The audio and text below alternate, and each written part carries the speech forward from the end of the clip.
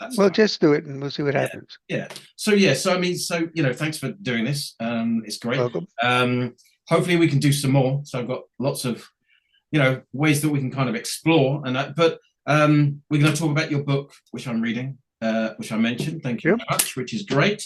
And I really like how. By the way, if you're Oh, reading it and you ever have any comments or questions, if you had any, you could ask now, or you could text me or email me, or yeah, you could ask me on another show if you yeah, want to yeah. make notes of questions, anything.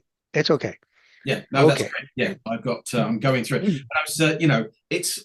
I suppose I've got very human questions. In if you like. I mean, you came from New York. Are you still in the same place in New York in Queens? No, I'm in Florida now. Ah, right. Okay, that's. 7 years ago, moved to Florida. Ah, right. Okay, but I suppose the interesting thing for me is how do you first found out about what Jane Roberts was doing and things like how the Well, idea the story of the New York boys. That's good. it's quite a story. I have read the front of the book, um, but it's quite a story, isn't it? How people would arrive at Yeah. you know Well, this event. So yeah. could you just introduce people to how you began? I suppose.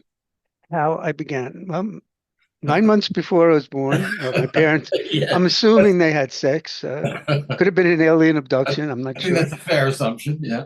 Yeah, but it could have been an alien abduction. Okay. Anyway, so what your question, how did I personally get involved in the Yeah. Seth material? How did you kind of find out about what Jane was doing? Obviously, there are no coincidences, All as right. as we know. But how did that kind of happen? Yeah. I suppose. Well, at first, with my friends, the as the New York boys, but Yes. they were involved in some kind of a kind of like a cult. Okay. And it was the leader that was named Francois. That was his fake name. Right. And it was a very strict, it was really stupid, negative type of cult. And I wasn't involved in it. They were, but I was what they would call one of the unconscious assholes. Because anybody not in the group was an unconscious asshole. With an asshole, yeah. Fair enough. Although I was okay because Dickie, Dickie and Ricky, Dickie is Richard Kendall. Yes. Well, I might call Dickie throughout it because I knew him as Dickie for like 30 years, Yeah. 20. Anyway, so Dickie and Ricky were involved in the cult, and but you weren't supposed to talk to people outside, but we never changed our communication. They talked to me the same. They told me what was going on in there, and the big secret was putting people beyond consciousness. And all that really meant was you wrote down your dreams and you try to analyze them. You know how all groups have their little code words or lexicon that makes them special. So, and it was in danger if you put people beyond consciousness, you were responsible for them for the rest of their lives and future lives. The universe was bad and dangerous. It was really negative. It was very, very negative. I had, so they were involved in this cult. And then at one point, he was only 44, but Francois died. Yeah. And before he died, he had been contacting Jane because he wanted to go up to class. One of the good things about this cult was they read really good books. So, and I got them and I read them too. Was the Carl Jung books I skimmed through, but there's a whole set, like this big, a whole set of Carl Jung books. They read a book called William Kingsland, The Hidden Wisdom in the Christian Scriptures, which is really about all religions, and they say the same thing. Hero with a Thousand Faces by Joseph Campbell. So they had these great books, and Seth Speaks, I guess, was one of them, or the Seth Material, it might have been at that point.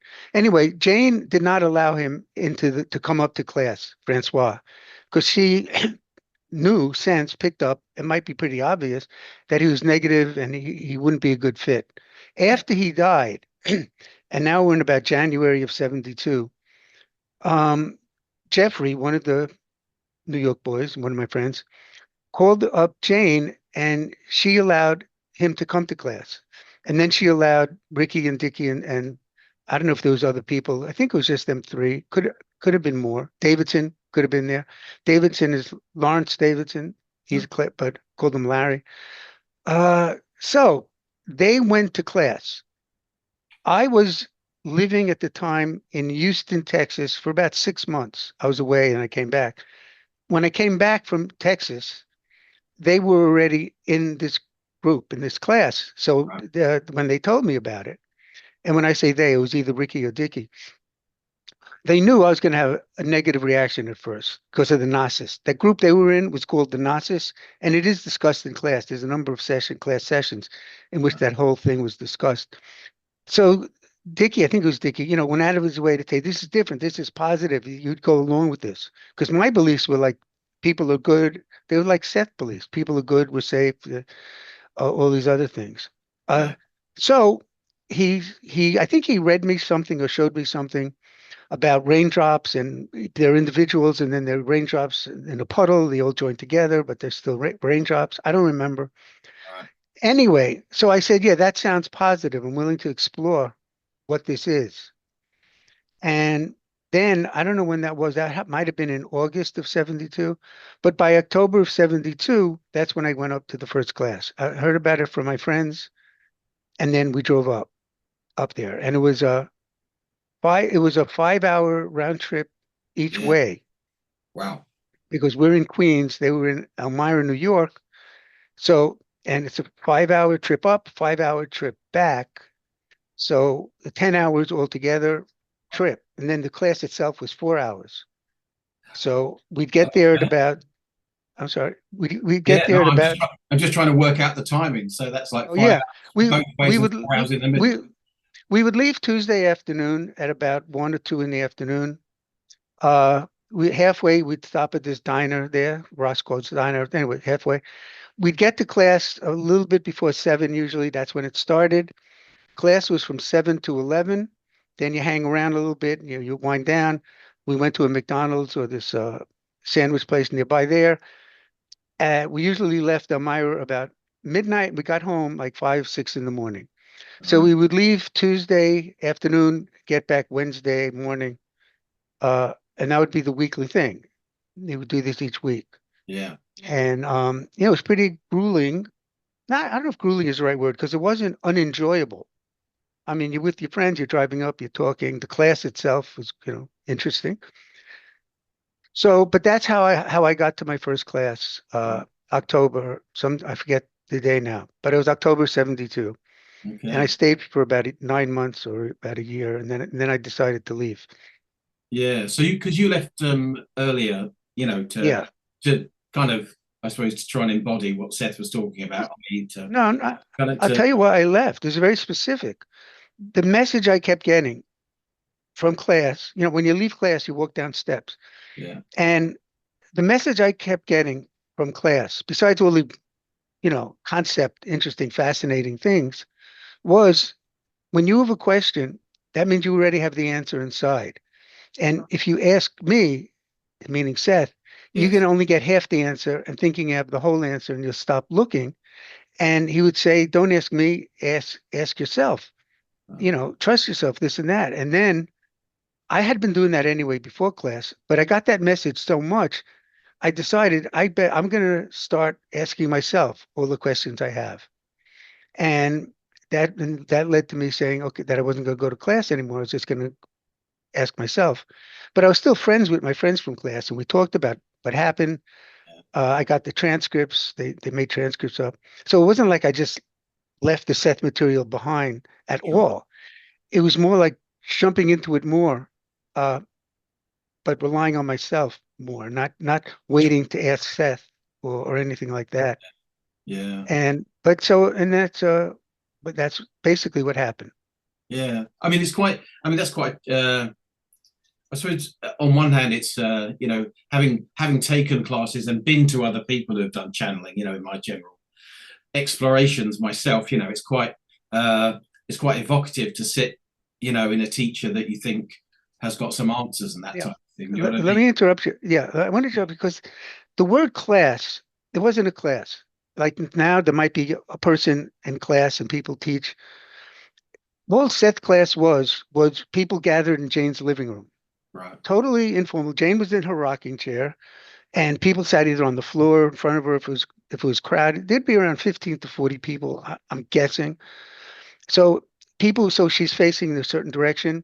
So there are people on the rug in front of her. There might be a couch behind her, some chairs, in the Seth video, I think you see chairs behind.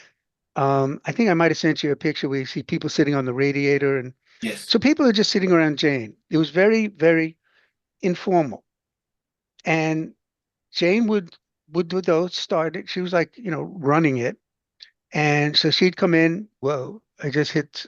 I don't know. Okay, I Oh, did we're something. okay. Yeah, we're okay. She would just sit in a rocking chair, and then we'd begin. She would usually have a topic she'd want to discuss, or she'd have things she wanted to say. And also, before this, everybody got the transcript from the week before. Right. The class occurred, a guy named Hugh, he taped it reel to reel. Unfortunately, I don't think those tapes exist because it was 4 hours.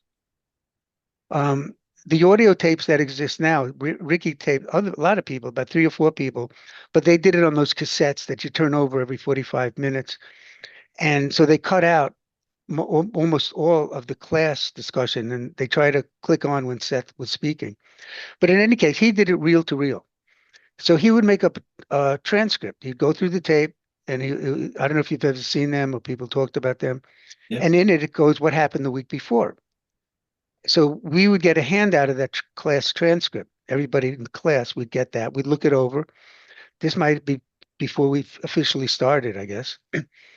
And then so Jane would come out, and we would discuss the past transcript. She might have a topic, something that happened to her, something she wanted to discuss. She was writing personal reality at the time, the nature of personal reality. Sometimes she'd read from that, Right. a chapter she worked on, and it would be everything the Seth boards don't like when they complain about people. Right. Oh, you can't talk politics. You don't do this. I Don't know. have an argument. I It know. was completely it was completely that. We would be sitting in a living room. Anybody could say what they wanted to say. You could have an argument, a discussion, um, and and so that would be going on. And Jane would, be in charge in a way, when she wanted to be, she would be in charge. Yeah. And then in the middle of everything, Seth would come through, and she'd take her glasses off, and we'd know Seth was now coming through, and everybody would be quiet. Everybody would just shut up, right? And then listen to what was Seth going to say. We had no idea. So, and then Seth would speak, blah, blah, blah, and he would do it. And then sometimes people would ask questions, and he would go away, and Jane would come back, and we'd discuss that. So it wasn't a kind of formal class. Like, I'm not sure the classes you're referring to what they're like now, if there are mediums who hold classes, and if it was that open and freewheeling, or if it's like this is the person in charge and we're listening to her, now meaning Jane, we're listening to her and she's like lecturing or talking, and then Joe Smith will come through her, or whatever, Zeus Yeah. will come through this lady or man. Yeah. So I don't know if that's Well, what I've read. I mean, I've read kind of experts about. I mean, to get the term class, it's always appealed to me that it seemed to be a bit rambunctious and a bit challenging. I.e., anything goes at all, and that's always been one of the most appealing things for me. Is to get away from the very kind of sanitized version of what spirituality is or what should happen and that type of thing. So yeah, I've always, I've enjoyed reading some of the some of the excerpts of the class. And is it Sue Watkins? I think that's her name. yeah, Uh, her book. She's the book, yes, Conversations with Seth, and Ricky was selling those CDs of class, where right. you could hear the class. But the whole thing, class, and the lights were on. People would bring, wine on the tables. Jane Yeah, would smoke. Other people would smoke. Um, there might have been snacks. I don't remember. And Seth's whole point on this issue was, the metaphysical stuff is occult is the spring. There's not no the spring is occult. You don't need dark lights. You don't need all this other stuff. So it was very open, and also Seth's view of the body was very different than anyone else that I had read. He himself said this is what separates him from others. According to Seth, he says the body is the soul and flesh. The body and the soul are like the same. They're not. You don't really separate them. It is the soul and flesh. And how could you put down the body when it's part of the soul? I'm paraphrasing. Yeah, sure. So that was a different message there as well, which goes along with the occult being like spring. I mean, everything was that way. Yeah. So it was open, like you said, and it was enjoyable. That was a good thing about it. Yeah. What did you just, on a personal, I mean, had you ever heard channeling before? I mean, because Oh, there's a video. So me and Claire, who's in the other room, obviously I've been around this for many years. And we're just together reading Seth, going through the books, reading them each day again, and talking about them. But she listened to Seth Speaks, or Seth on YouTube, and it's like, wow, that's quite some voice, and I think, but I mean, in the classes, was it surprising to you to hear that as on, personally, or did you just go oh, with the flow? the word surprising usually involves the word expectations. Oh, okay, sure, Uh, so I had no expectations. I except I thought it was going to be interesting right, and informative. And I always went by if something rings true deep down inside, then I'll accept it, but always remain open to what new people say. But I wouldn't accept something just because somebody said it, and that would include Seth or anybody.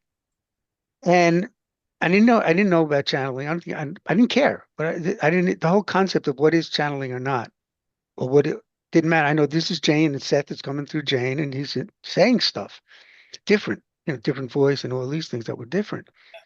And so there was no, it was just a matter of course to me. It was just as if you're sitting in a room with someone who has a funny voice. I mean, at a bar or a party, and someone starts going, "Hey, blah, blah, blah, blah," and they're just talking. That wasn't supposed to be like Seth, but I mean, they're just supposed to. They talk in a different no, way, I get so it. that's the way they talk. Yeah, yeah, So yeah, no, and in person, it was somehow easier to understand Seth than on the audio tapes. On the right. audio tapes or the CDs, it's a little more difficult. There is a video of Seth called the Seth video. I don't know if you ever saw that. Yes, I have seen it. Yes, Yeah. Now I made up my friend Dicky. He got control of that video, and I didn't like it because the interviewer at the beginning. That's probably I don't know if you saw that version or not. yeah, He goes like this, and it's all out of order, sequence, and he's asking these questions, and he's like a helicopter, like crashing, forever crashing, helicopter. So what I did with that video is that I removed the interviewer completely. You don't see him. I had Dicky. I wrote down questions. This is the TV show I said we had, and I put them on loose leaf paper. That was our so he could read them. Put them anyway, and he read these questions, and then I had him, ask the question and then cut to the video, cut to right. the interview. So I put Jane and Rob's interview. I didn't cut anything out of that, but I put it in chronological order. Like, how did Seth come about in your life? Tiki would say that. You'd see the words on the screen. Then Yeah, they would answer it. So that was the interview, which I think greatly improved it. And then with the Seth part, I typed in the words, sub captions, whatever it's called, yeah, underneath Seth speaking. So you didn't have to, the tape did come with a transcript, but it was separate. So with the way I did it, you could watch the tape, you could watch Seth speak, but you could read what he's saying underneath it at the same time. yeah, And then I filled in a little bit of another interview at the end. So that's because I found it at first difficult to understand what Seth was saying on the film, on the tape. So yeah. I put that in there. So Okay. in class, it was easy to understand. And you could Uh, tell when anybody listens to the audio, the CDs, there was a lot of laughing. Seth had a great sense of humor. yeah, And there was one part in class that I found the most interesting was when Seth, okay, he takes off his glasses, he's talking, blah, blah. Sometimes, very rarely, but sometimes he would stop talking, but the glasses wouldn't go back on. He would just be sitting there like he was another person in the class, and people would yes, then start talking, almost like forgetting Seth was there.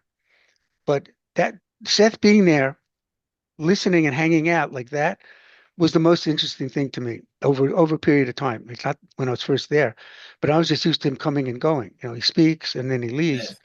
That was the most humanizing thing. And also seeing Jane, not become Seth, but seeing Seth come through Jane and not. People always say to me, um, that that I think Seth, when I'm giving a Seth quote and I'm trying to explain, they say, "What are you creating dogma? You think Seth's gospel, everything?" And that's not my point at all. I'm trying to say what Seth is saying, and I don't want anyone to trust me. So here are the words. Yeah. You could decide for yourself. And part of this was after being in class, it is impossible to think of Seth as dogma or as something he says it's gospel because it's also humanized. Now, I mean, Yes. he's a person. Jane's a person. He's sitting around. You see it all. It's the furthest thing from a church or a gospel or anything, whatever a gospel would come from or dogma would come from. It's just so far removed from that. Yeah. I mean, Um, we're reading the material, and one of the things I've always liked is the humor in it, you Great know, humor. the irreverence in it, and just the general sense of being a good person. Almost being ordinary. All right, the transmissions may not have been ordinary, the information certainly isn't ordinary, but Let me tell you something. Just yeah, reminded me about Seth. Okay, the New York boys, we were in our early 20s. And from New York City. So we would be called like hippies at the time. yeah, Um, and with smoking pot, some people did different drugs. We're in upstate New York, which is a conservative area. It's not like New York at all. There were a few young people in class, and most of the people were adults, older people. Back then, you look at them as older people. And so there was this like a big generation gap sometimes in class. And we became the New York boys, because we came from New York and we loudly came into the class. But when we would disagree, more so, maybe others would disagree. Somebody would be a visitor in class sometimes, and we would disagree with that person, and we would say, I'm not, these aren't the words we would say, but the sure, meaning of what we were saying was, oh, you're such an idiot, you're such an asshole. You know what you're talking about? So dumb and stupid. That's not the words, but that was what we were saying. yeah, Seth would come through and make the exact points that we were making, but make it in such a way that complimented the person, that made the person feel better about themselves somehow, yeah, not losing any meaning of what we were trying to say. But we said it in a way that was kind of like could have been insulting, or I don't know. We just thought we were being honest and stuff, but demeaning, whatever word you want to put in. So about Seth being a good person, you were saying that is what he was. He was able to word things in such a way that made you feel good about yourself. yeah, And when human beings, not he, like us, we would try to say the same thing, and probably maybe the person was feeling worse about themselves. So that was something, an ability that Seth had that I always admired and I strive for, you know. yeah. I mean, there's Also, certain, yeah. I mean, I found, having explored Seth a lot and had my own kind of experience of channeling and all that kind of stuff. I'm always, full of admiration that Jane's honesty just seems to be very honest and down, which I love and can connect with. But also Seth, in terms of what I've read, obviously you were there, but can make a great impact in a very kind way. You know what I mean? It's almost like there's, that what he wants to say is said, but it's not in a demeaning way. There's no hierarchy involved. There's no, I'm better than you. It's kind of talking to everyone in the right way, for them it's individually. even the You it's know, even the opposite in that Seth would say the vitality you feel, the vitality you hear in my voice is a dim echo of your own vitality. yeah, Everything he would put back onto the people. Any power you feel in me, or his voice was very loud. So the loudness, the vitality in my voice, I remember that I'm saying that is a dim echo of your own vitality, which is saying what you're saying, and that's how he worded it about no hierarchy. And he yes. he always was trying to build up the people in class and in his books, the readers, same thing. Yeah, I mean, I find the book's very humorous. It kind of, you can get a sense of the kindness, and also the kind of, being happy to challenge, but also humorous at the same time. So I think I mean, that's kind of partly what makes them stand out for me. If I could ask, um, I would, if you're willing to, there is this idea that other people are channeling Seth, and and I know it's, Hmm. but I know, God, but I would, I mean, given my understanding of what Seth is and the relationship with Jane, you know, part of the same personality or entity, whatever we want to say it, and this type of thing. Plus the fact that he said he wouldn't. I'm often surprised. You may not be willing to talk about this, but I'm really quite surprised that people are still, you know, talking about it. It is very much like they tend to believe maybe what they want to believe, but they can't quite accept that part of it. So what do you, if you don't mind saying, what do you I think don't is mind at going all. on there? Oh, what I believe is going on there is, well, first, before what's going on there, Seth, Jane, and Rob very clearly said, Seth, I'm only going to communicate via Jane Yes. in order to maintain and protect the integrity and authenticity of the material and to avoid great distortion. Yeah. So, you know, there'll never be any question about the Seth material. So they said that clearly. And then he said other stuff around that. A lot of people wrote in at the time. Seth, I came to me in a dream. He told me this. He's automatic writing, Yeah. blah blah. And every single time, Seth refuted what they said. That wasn't me, he said. But he said, you're using me as a symbol for your own inner communication. Right. You're using my name. And he Yes. said that about people about everybody. He said, people who are familiar with me are going to use my name as a symbol for their own inner communication. And when you don't recognize a symbol as a symbol, you look at it as a fact Yes. Okay. because it's not, you know. So people 100%, I believe, 100% believe that they are they are either Seth is communicating with them, or or Seth, or they're channeling Seth. Two different but related things about, and each one of them you break what Seth said, and on some people, well, I just lost you again. Some people said, Oh, yeah. I got to do that. I hit something and I blocked the screen. Okay. You know, some people said, well, Seth changed his mind. He didn't mean it. He only meant when Jane was alive. So I said, you know, well, you think he only cares about the integrity of the material while Jane's alive? And now, instead of coming through nobody, he'll speak to anybody who wants. Yeah. You know, it makes no sense. So if Seth communicates, because I had the people argue with me, well, yeah, Seth won't speak to anybody else, but what makes you think can't communicate with other people? And in theory, I said, yeah, he could communicate with other people. And they given it, well, I'll say two things. First, but if he, and how is that ruining the integrity of the material? Even if they keep their mouths shut, how is that? And I said, well, if it's believed that Seth could communicate with everybody, Yeah. then the Seth material is no longer finished or closed. Sure. Seth is telling new people new things, and they're out there, and maybe some of these people will start saying what he said. In theory, the theory of this discussion was they don't say anything at all. They never mention one word of what Seth told them. Yeah. So, and I said, well, even if they don't, first of all, now he's communicating with other people, so there's more material out there. And also, if they do start saying what's in there, that'll more directly affect the authenticity of the material. And he Yeah. wanted to avoid great distortion. And he said the only reason why he came in so clearly was because of Jane and Rob. He Yeah. was connected to both of them reincarnationally, entity wise, and that he needed both of them to come through so clear. Mm. So I believe the people who, like then, they believe Seth is communicating with them. They're using Seth's name as a symbol.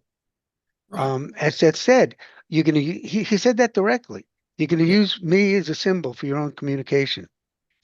I believe those people are 100% sincere. The people who claim to channel Seth, I would say most of them, I believe, are 100% sincere, but are using Seth as a symbol. Some of them may be, you know, lying or manipulating it and on purpose saying that to try to make money or something like that.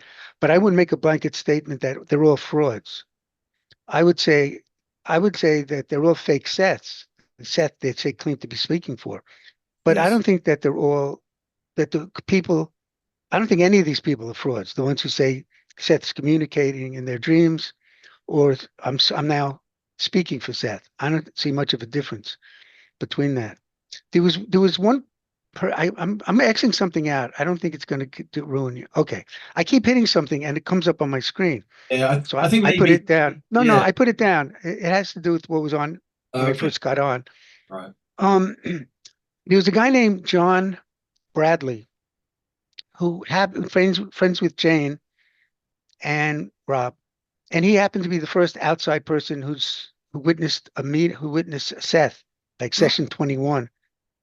He was involved in these experiments for years where they were kind of testing Seth. Now I guess that we call it remote viewing or his telepathic abilities, when they were doing their years of testing. Yeah. And he was going to follow this guy, John Bradley, around and report where he was, what other people around him were saying and thinking, what the room looked like, Oh, I see. and everything that was going on. And then he was like a sworn witness to what Seth said. Like he'd swear, I don't know if it notarized whatever he swore to, that it was accurate or inaccurate or whatever it was. In the middle of this testing, one thing Seth realized that John was going to meet some people at a bar, and he was in danger. They were going to hurt him. Oh, right. So he said in John's head, no, no, those two words, no, no. And I guess somehow that got the message to John not to go or whatever it was. And then later on, back then, this is now up to like session 204 or something. It was reported it was so unusual that Seth actually communicated to somebody, Right.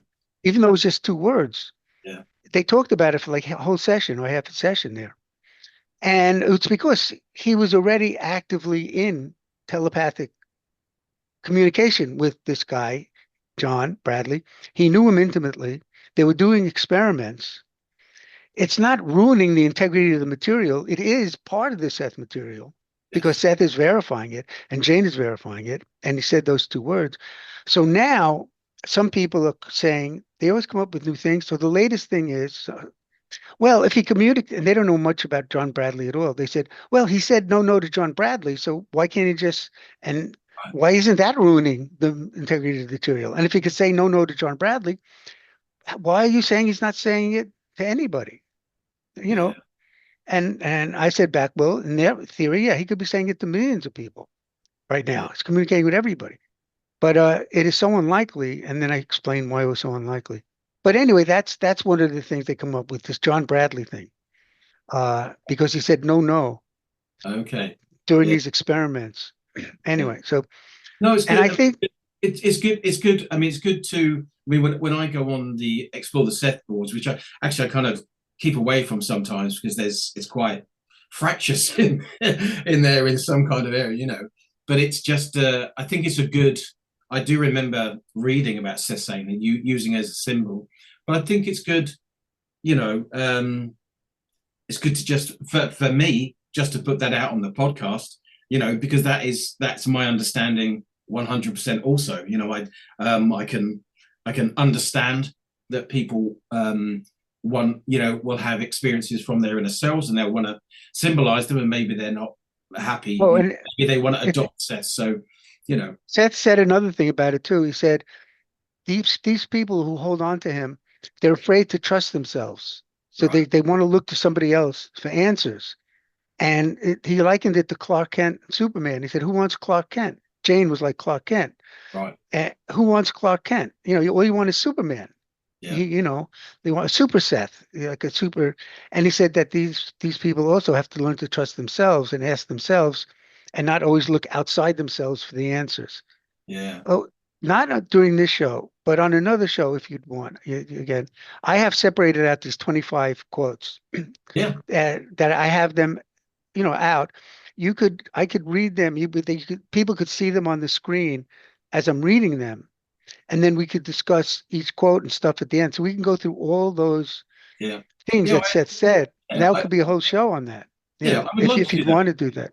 Yeah, I would because I think because for me, I think there's a discipline in kind of focusing on the material and where it comes from. You know, it's almost like it's if one if one accepts that the rules of the game of this game, which is that Seth will only speak through Jane, and also it's because of, as you say, their psychic relationship. means that's how it's possible, I certainly think that it's worth exploring, and putting up. So yeah, no, I'd love to do that. Yeah. Right. And then people also argue, I'm sorry, I'm thinking, they Yeah, say, oh, it's up to interpretation. Everything I Seth know. says is up to interpretation. And I Yeah, said, no, everything isn't up to interpretation. If I say I'm meeting you at 1 o'clock for lunch, it's not open for interpretation. I'm meeting yeah, you for 1 o'clock at lunch. If Seth said I'm only going to speak to Jane to tech, blah, blah, give me another interpretation of that. Nobody ever, all the people on the boards, they never discuss one quote that I give of those 25. I They know. just talk about me and my character, and they don't take me up on it. Anyway, we would be able to talk about it. If you want to do that show, that would be Yeah, great. yeah. No, I would Yeah. do. I think it's interesting. Anything around that is worth discussing because it also, for me, it helps to have an understanding of my own entity. The relationships I have with personalities I bump into. With the inner senses and all that stuff. So yeah, no, I'd be well up for that. Um, so in terms of, I just want to talk about your book, if we may. Um, Okay. so you've got another edition. So this is the second edition. That's the latest edition. Okay, Yeah. the latest edition. So you've got. I mean, it's a very big book. But what I was going to say to anybody that's listening is that as a kind of a guide, if you like, to the Seth stuff, I think it's really good, because it's very grounded and very kind of straightforward and unequivocal. Um, when did you start writing this? Is it been going on for a long time? Not the writing. I got online originally around 1997, 98. I don't know. On the Yahoo boards at the time, there was Yahoo boards. I had a Yahoo set board, Right, and I yeah, made up something. There was something else at another board. And since 1997, let's say, or eight, people would ask me questions. Naturally it comes up, sure, and the discussions come up. And I had all of them saved over the years. right, So I had this idea I was going to do. I think I was going to call it cyber soul searching. I had some kind of name. I had the idea a while ago to do something like this. And then eventually I just decided to go through what I had saved up and put it in a book and call it, what I called it here. mm, Cyber soul searching, I think was going to be called. Well, anyway, yeah, so it built up over 97, oh 07, 17, maybe 20 years of going back and forth with questions and answers and yeah, deciding to choose out of those and put them in the book. So that's where there's a question, and underneath that was my yeah, answer. And I sometimes revise the answers or change the answer, better the answers, but I usually didn't. There's the essays in the beginning also that aren't questionnaires. They're essays on topics.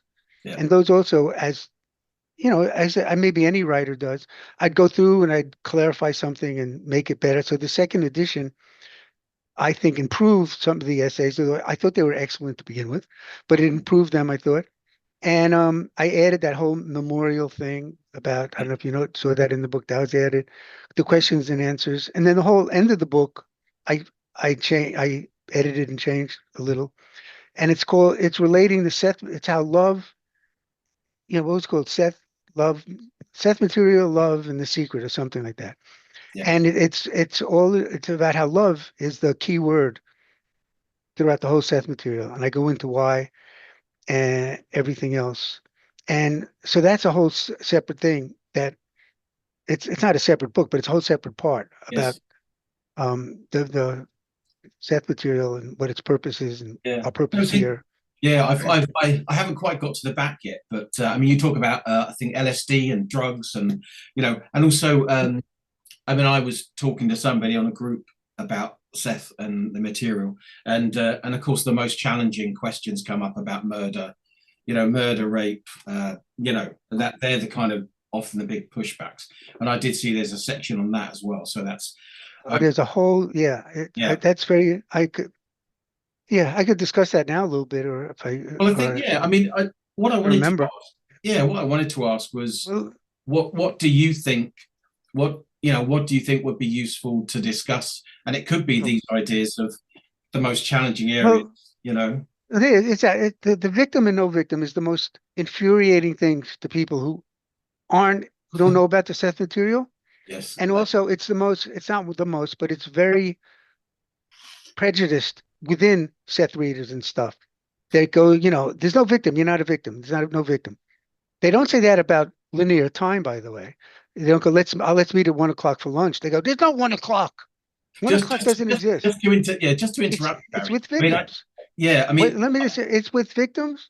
It's with with the table. The table isn't solid. The table isn't there. According to Seth and F2, the table doesn't exist. According to quantum physics, the table doesn't exist. But nobody says, well, I'm putting something on the table, and then the other Seth reader goes, there's no table. What are you saying? That table doesn't exist. Somebody says a victim, they go, there's where they get all excited.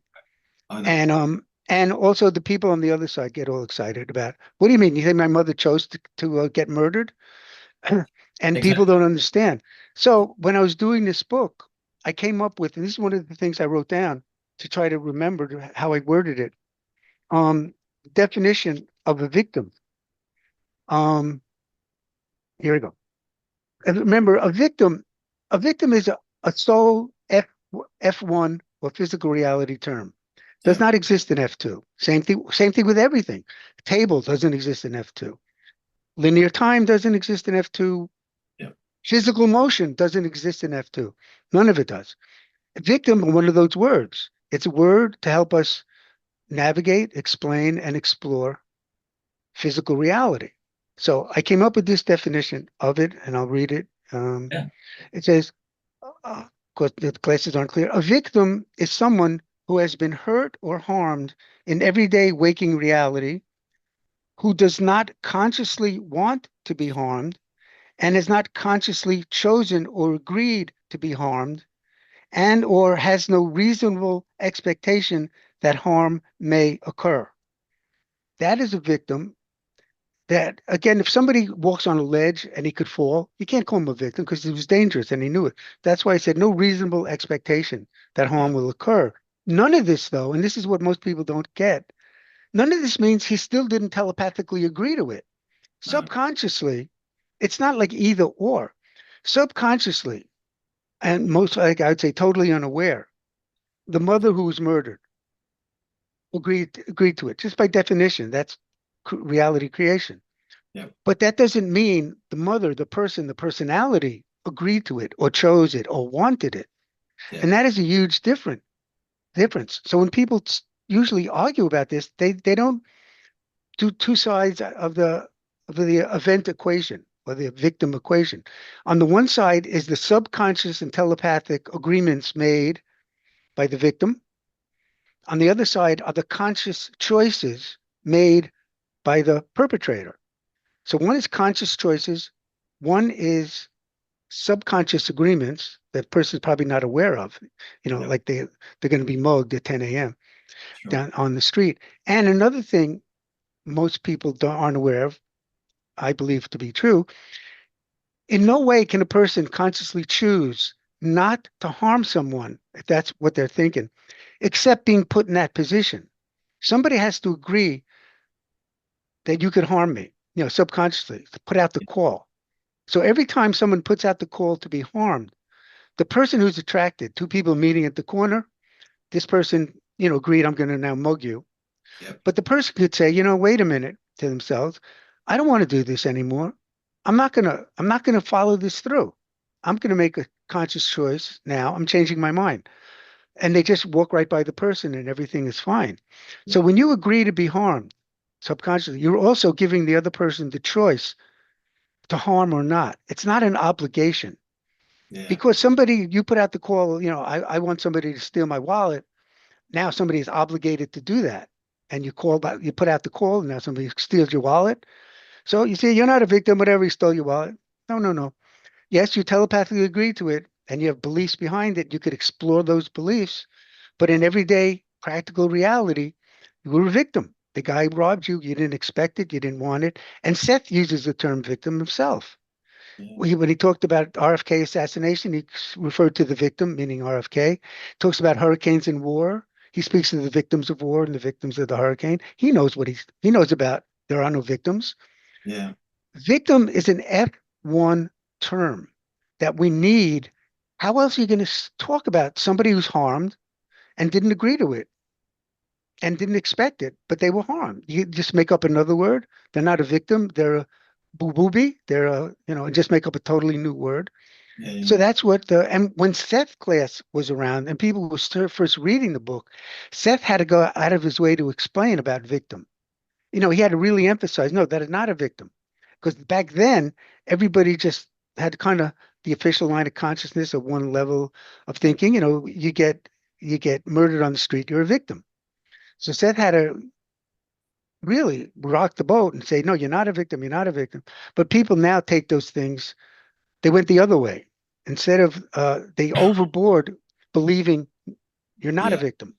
yeah. I And mean, and I was one of those people actually. I don't know if you. I mean, I I think the material is quite dense to understand. I mean, there are thick books, and you'll read them through, and or one reads them through. And when I was in a group initially, that was the idea, and that there are no victims at all. And what that led to within the group was a lack of empathy, a lack of love completely. for his sake. And so I did go down that route myself and was trying, and it was one of your posts actually, and I did post, you probably don't remember, but you did post that, and that was a real nuance for me of the material. And I think this balance between understanding, cooperation, love, psychic communication, conscious, it's such a huge subject. But I think for me, that is the nuance that really brings it into a very human, caring, loving, you know, way of being or way of understanding. Yeah, And exactly. the lack of empathy is this kind of brick wall where people say, well, if I mean, somebody even said to me, well, if they came up and smacked me in the face, then it's my fault because I'm, they were going around and actually the group that I was involved in, which was just a discussion group, but it was there for many years. It imploded. People's relationships ended because they were trying to live this idea, of Hmm. no empathy and there are no victims and anything goes. So I think that's a really good nuance that most people don't get to or don't And I would say most people, but I'd say there's like you were involved in. There's a certain strong faction yeah, that believes that way and lacks. And Seth said something about people who don't want to face the problems of others because they don't want to deal with their own problems. yeah, So, dealing with somebody being victimized, is a problem of somebody else. And some people don't, and that leads to the lack of empathy you're talking about, because you got to face your own problems. If you push away other people's problems, you could also push away your own problems. yeah, But to me, it was just clear, you know, that it's an F1. It's like you can't bring any F2 thing into F1. F2 is non-physical reality. I know you know it, but somebody yeah, listening, yeah, yeah. No, absolutely. you can't. They don't fit. Nothing is valid. There's zero physical motion in physical reality from the non-physical point of view. What happens, my understanding, is that we conjure up. Let's say I'm throwing a ball to you. We conjure up that ball in a slightly different location each instant. So to our five senses, it looks like it's actually moving to you, but it's actually a new ball conjured up every moment. And this is like motion pictures. Yes, Motion pictures, before they had digital, they had like single frames that's right. going through the projector, single photographs, and it made it on the screen, it looked like motion. Yeah, There was no motion. It was just each single photograph going through the projector. So that's the same thing with physical motion. It's the same process mechanism. We conjure up the ball in a slightly different location. Nobody argues that. How could there? There's no physical motion. How dare you? Your group didn't break up over physical motion, no, it right? didn't. It grew up. No, I mean, it is interesting because um, it is the emotional side, I think, of trying to work through the material. Because intellectually, and having taken groups, and I've still got a group on Zoom. because I'm interested in exploring this and all that kind of stuff. And people do approach it very intellectually. I mean, right at the back, I think, of The Nature of Personal Reality, Seth says, I don't use the word love very much.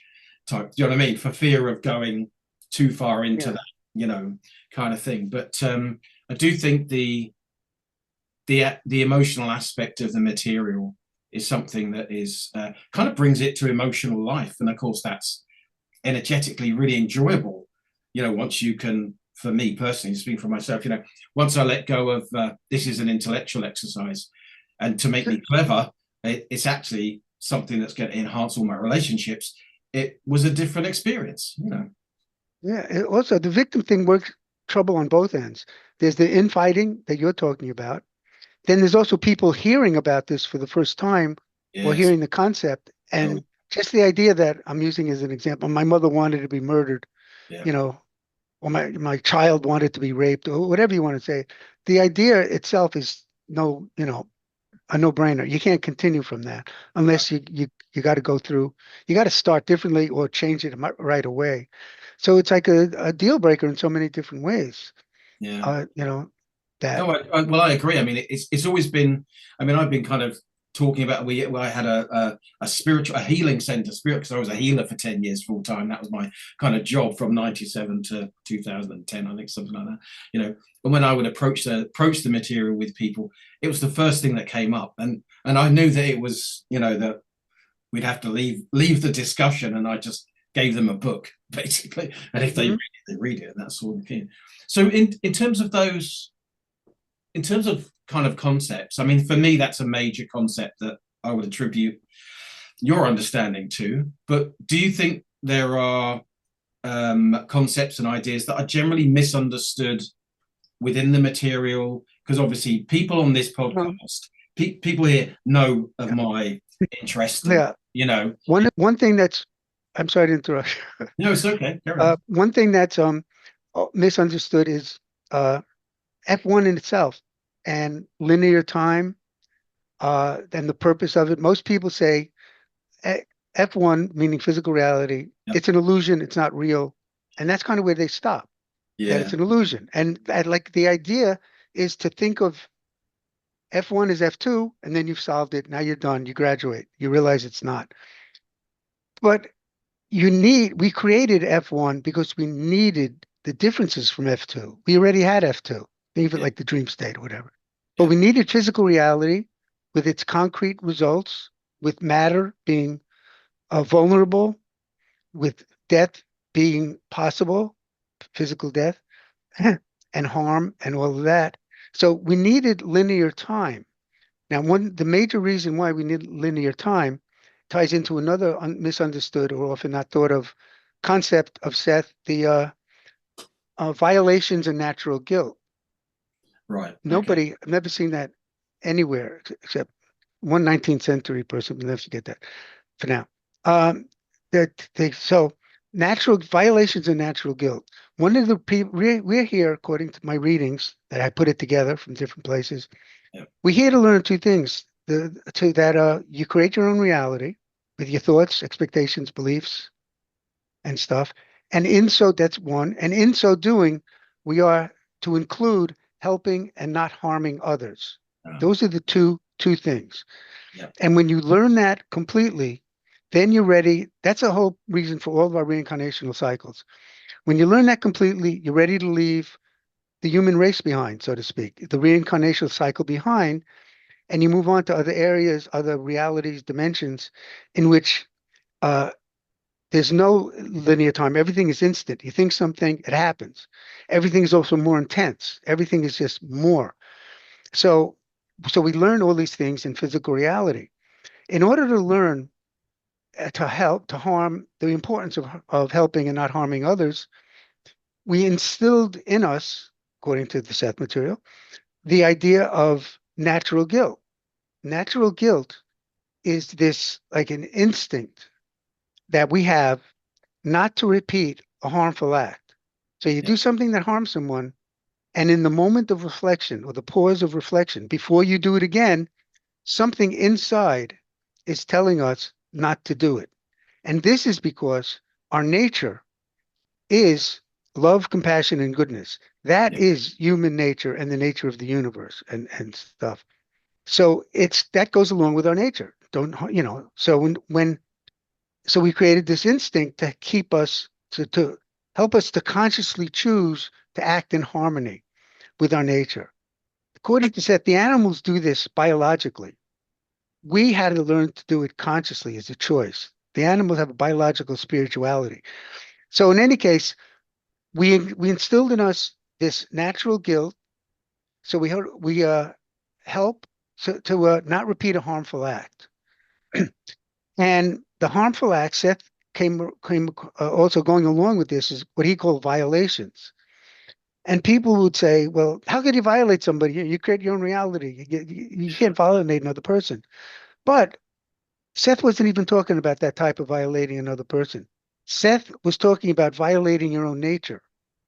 By harming someone else, you're violating your love, compassion, and goodness. You're violating your own nature. That is the violations of natural guilt.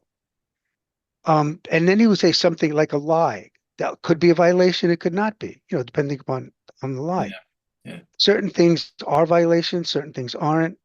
And these are certain actions. In any case, um, so in order for this whole process to work, that violations of natural guilt, in order to get this whole totally needed lesson so we can leave the human race behind, you need linear time so there can be a pause to reflect. I want to, kill somebody. I want to rob somebody on the street, hit somebody over the head again, second time. Yeah. I'm ready to do it. A moment, a pause of reflection, and a second, whatever it is. That says don't do that. You don't want to repeat it. That pause of reflection can't exist without linear time. Yeah. You need linear time to have that pause. So when people write and tell me, or sometimes I'll argue with or discuss how linear time is just an illusion, I try to bring these things up. It's not just an illusion. It has a purpose. We didn't create it for the hell of it. We didn't create it just to to be different so we could say it's the same. Yeah. That's not the lesson. Yeah. So those are two things you asked me about misunderstood things was uh, that linear time and also what I consider the whole purpose of the Seth material Okay. is those things. And I mean, love, I know Seth said that. I'm sorry, Seth said he doesn't use the word often. He uses it a lot. I don't, how whoever he was talking to then and how you define often. I'm not going to argue with that, sure. but he does use it a lot. And I say he doesn't use it. Maybe I said he doesn't use it a lot too. I said he doesn't use it as a tool to hit you over the head. No. He doesn't use it as something to trip over. But Yeah. the whole thing about the nature of the universe is love. I mean, he said these basic things about love and the universe and human nature. He uses the term uh, Yeah. enough Oh, yeah. Without to doubt. make the point. Yeah. I mean, I mean, for me, um, I mean, my whole interest came around this because having out of body experiences when I was 3, and they just kind of continued, and so I was avidly going, what the heck's going on as I kind of grew up type thing. But the benefit of that for me is that and this is why I like the exercises in the Seth material, and I always think they're underused and under focused on is if one can feel one's tone in the universe, innately it's loving, innately it's cooperative, innately it's caring, it's empathetic, humorous also, and that type of thing, and I think that's why I feel lucky, or no coincidences, but I still feel lucky. I've greatly benefited from having those experiences, which I had before I bumped into the Seth material, and then the Seth material kind of gave it an intellectual context as well. Hmm. I think the exercises are something I'm always recommending. I mean, nobody does them, but or very few people do them. But I do think they offer a unique insight, energetically, to this compassionate sense of self, in line with the material. Yeah, everybody's different. Yeah. Some people try. I imagine there are some people who try to do all of them, but my take is you do what is helpful at the time. You think something's going to help you, Yeah. you do that one. And there are, some people who don't need them at all. They just already in touch with some of the things those things teach you. Seth said how nobody, you're here in the class because you feel you need to be, that you need answers. You don't trust yourself enough or something. Then he said there are people who had never heard of me at all and are, he didn't use these words, but understanding and following the Seth material completely Yeah. because they just instinctively know it. People that don't even, tribes that don't know how to read English or at all. I don't know. Anyway, this goes along with what you're saying there. Yeah. Um, Cool. So is there, I don't want to take up too much of your time in an hour, but what I would like to do is, excuse me, it's just to talk about the book a little bit. I'm going to put a link in the description of the podcast. So this will go out onto Apple and Spotify and all that kind of stuff, as well as YouTube. So in terms of the book, could you just tell people a little bit about the book? I don't think this is mirrored. I don't know how to mirror it properly so people can read it. But yeah, I don't know. I see it correctly. oh, you do? Okay. I'm not seeing it backwards. Maybe I've mirrored it correctly then. But Unless I'm seeing everything backwards, and I don't realize it. who You're knows? actually seeing everything upside down. That's true with that thing. I forgot what it's called, the box, a certain box where this is like Da Vinci or somebody. You make a little pinhole thing. All The right. images we see, it goes through, they're actually upside down. Okay. But we just turn them right side up. And anybody out there, or you can do research on that. Don't Yeah. take my word for it. Aren't So I we, think we are aren't we, actually aren't seeing we everything clever upside down. doing this stuff? I mean, is there anything else you want to say about the book, or to kind of round off the exploration? I mean, I'm keen. My interest is the practical application of it, and also the enjoyment of the Seth material as just as a journey of kind of Well, self. what I'd say about the book, and this is in the beginning of the introduction part, Yeah. is that I don't consider me or anybody else an expert. I don't think there's any expert, Seth expert particularly, because an expert to me means somebody who knows better than you. Who's the expert says something, he's right, he or she's right, you're wrong because that's the expert. I don't feel that way. I don't think that way. But I do, if I do have, I've studied the material for whatever that's worth, and anything I say is what I believe to be true. I try my best to go inside and explore inside for what I feel and believe to be true. I try to back it up when it's appropriate and whatever the situation. With a Seth quote, if we're talking about Seth, this is what Seth said. This is what I believe. I don't believe it because Seth said it, but I believe it. And you could judge for yourself. Yeah. Don't discount anything because I say it or because Seth says it. You got to trust yourself all the time and first, and then be open to new things. If something comes along, you know, you could. If you don't trust yourself, you're not there to. You're not there because you're just you're just like a, I don't know whatever somebody else says. You become disappear as a person, sort of. Yeah. Yeah. And you know, when I talk to somebody who disagrees with me, I welcome it. I learn a lot because I start exploring what I think from a position that I would never had before. Like I have a belief, somebody says something, I disagree. Now I have to explore what I believe from their perspective. They just gave me a new perspective. I never would have came up with it. Now I'm going inside, I'm looking at what I believe, I'm understanding it from that perspective. I also now have to bring it back out and translate it to myself, what I found, and then translate it to this other person who might speak a different language, English, but has their own lexicon of things or whatever.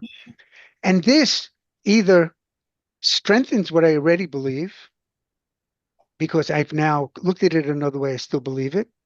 I could alter a little bit what I believe. Maybe I would change the whole thing, although that hasn't happened completely. But so I welcome being right or wrong because it's a win-win situation. Yeah.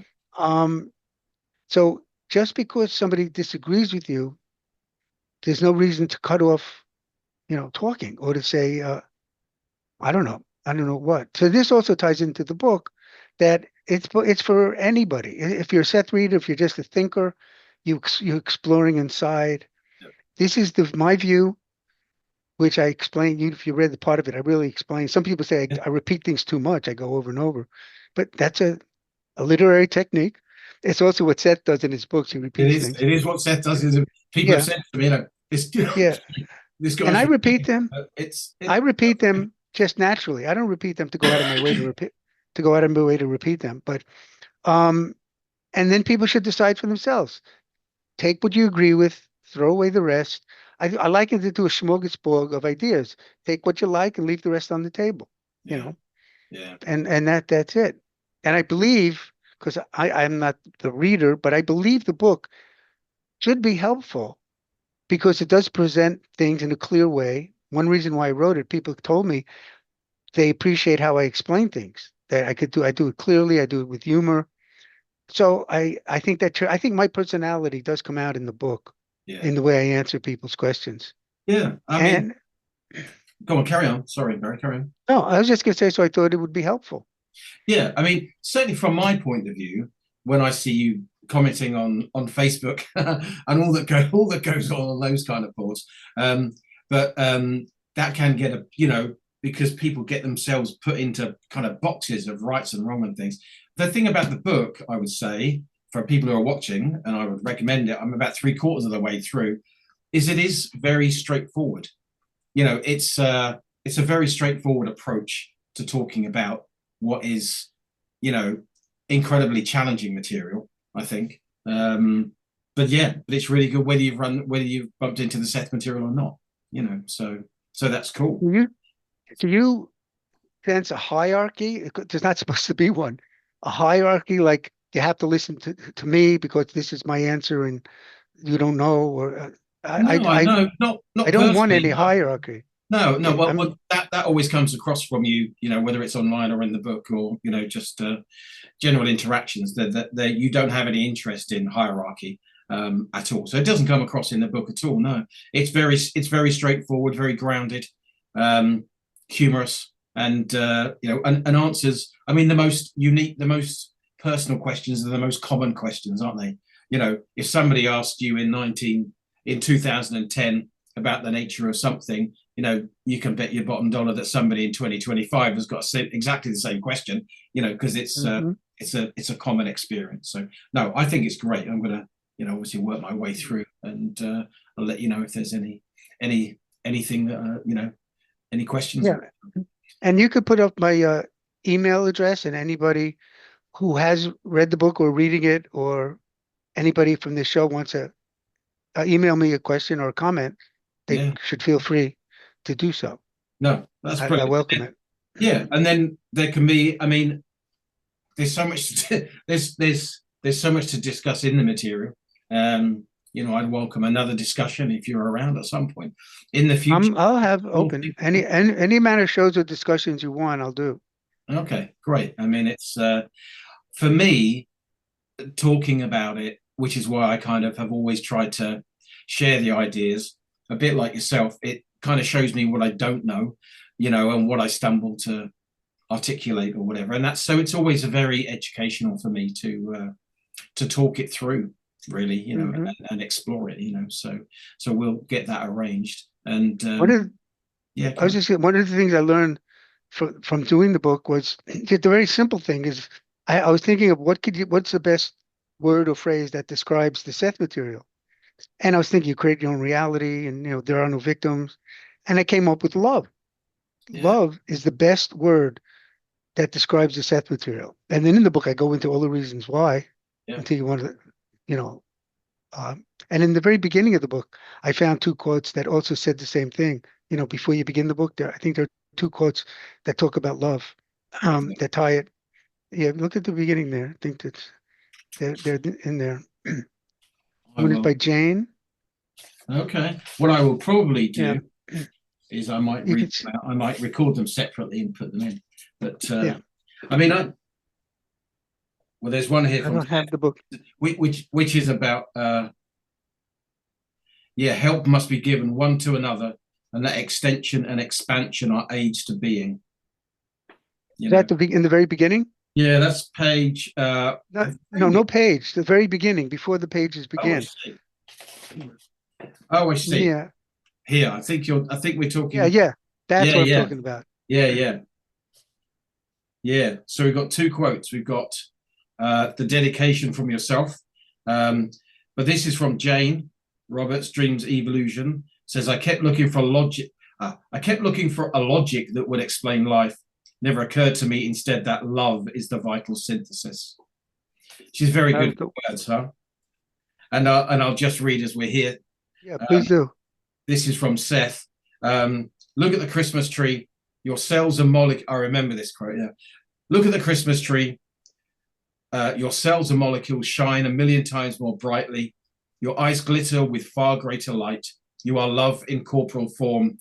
You do not have to look for it or wonder where to find it or give it in packages with a bright ribbon. You are packages with bright ribbon. And that's from Seth. So, Yeah. yeah, Now, I had come up with on my own the word that love is the end. Love is the word that best describes it. yeah, And then I found these like happily, and then I put them at the beginning like that. yeah. In other words, some people would accuse me of just whatever Seth says. Like it wasn't I found these quotes, and then I said love is the and then I came up with the idea. It's the other way around. Yeah. Well, I think everyone has their own, obviously, journey with the Seth material, but That's why it's the title of the book. The subtitle yeah, yeah, is it certainly the, is the an the inner exploration. journey. Yeah, Yeah, yeah, the inner journey of self-awareness. in a journey of self-awareness. Yeah, so Yeah. brilliant. Okay, well that's been great. I won't take up any more of your time. It's about 12:30 here, so I'll head to bed. And yeah, thanks for your time. It's been really great to meet you and interesting to talk. And hopefully we'll do. Same here. And again, it's totally up to you because I'm usually available this day, and I don't care if we do it 100 times or 10 times or one other time. It's really 100% up to you. Well, I would like to book some time with you to talk about this idea of Seth channeling just through Jane Roberts, just to Okay. have a chat about that because I think it's important and it's of interest to people, and I think it would be great to have a video on it. And And also, there's those chapters at the beginning that are on subjects like the paradox of death. That's one that yeah, usually my son's death is that yeah, victim, no victim, time, simultaneous. Well, each one of those chapters could be a whole show yeah. in Well, themselves. I'm very happy to Yeah. explore because it's always good for me Yeah. to. And then any questions you get from reading the book or anything at all, it's up to you. Okay, As I well as I let's wrote you. we'll email and book a time in because I would like to do the yeah, I'd like to do each one of those. I mean, it's a great interest, so and great fun. Okay. We Yeah, could do the quotes. That's what you want to do first. The 25 quotes. We'll do that. yeah. But it's up Let's to do you. those. It's Yeah, no, I'd up to you. like to do. Let's do a show on that, and then let's explore these major concepts: time framework one, framework two, and Mhm. yeah, and put those in context. That'd be great. I just realized that it's hot in here. Is it? I, Is don't- it? Is I it? feel Is like it you warm? feel like Louis Armstrong. Was that? Is it Yeah, warm? it's Weather warm where you are? yes. Yeah, it's in the 70s, Okay. and in the house with the air conditioner off, it's probably like 80 degrees or something in Right. here now. Okay. Anyway, Are you going to go and jump in the pool? Do you have a pool? You're going to go. no, there is a pool, but I'm not going to jump in it. All right. Okay. But Okay. all Well, right. thank So you for your time. hey, Lovely to meet you as well. thank you. Same here, and hi, goodbye to everybody, and everybody be well and happy. Bye. Yeah. All right. And Thank you. All right. Thank you. okay. I'm going to put it on stop recording now.